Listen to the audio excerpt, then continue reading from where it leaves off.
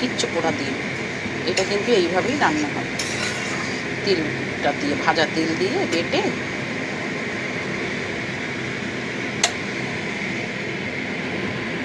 এবার একটু ঢাকা দিয়ে দেবো। ঝোলটাকে ফুটছে, এবার একটু গ্যাসটাকে কমিয়ে আমি মাছগুলোকে দিয়ে দেবো।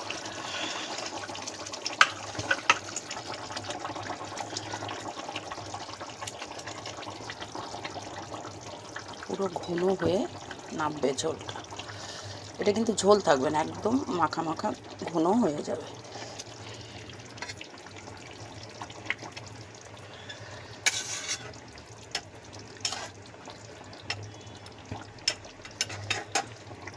আমরা যেহেতু ঘরোয়া আমি রান্না করি, এই জন্য আমি বেশি মশলা বা রিচ করার চেষ্টা করি না, চেষ্টা করি একটু হালকা করার।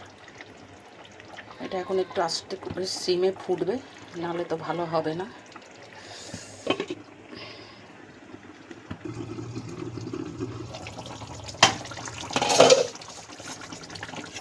মাছটা দেখুন পুরো ঘন হয়ে গেছে।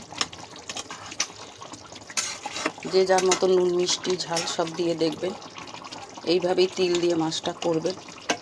এরপর আমি ঢাকা দিয়ে দেবো। কাতলা মাছটা করতে কি কি লাগলো তিল দিয়ে করতে দেখলেনই তো। গ্যাসটাকে এবারে নিভিয়ে দেবো। এটা একটু যেই ঠান্ডা হবে না, পুরো থকথকে হয়ে যাবে। আবারও বলছি, আমি ঘরোয়া রান্না ঘরোয়ার মতন দেখাই, ভিডিও প্রচার হওয়ার জন্য দেখাই না। আমি এরম লাইটভাবে খাই বলি আপনাদেরকেও একটু শেয়ার করে দেখাই, খাই। নিভিয়ে দিয়ে এবারে গ্যাসটাকে নিভিয়ে দিয়ে ঢাকা দিয়ে রাখলাম।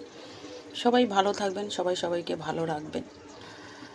ভালো লাগলে লাইক কমেন্ট করবেন, করে খাবেন। তিলটা দিয়ে কাতলা মাছটা এক্সিলেন্ট খেতে হয়।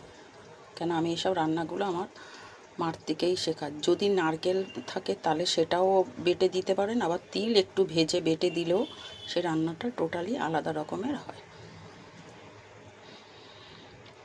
যাই হোক,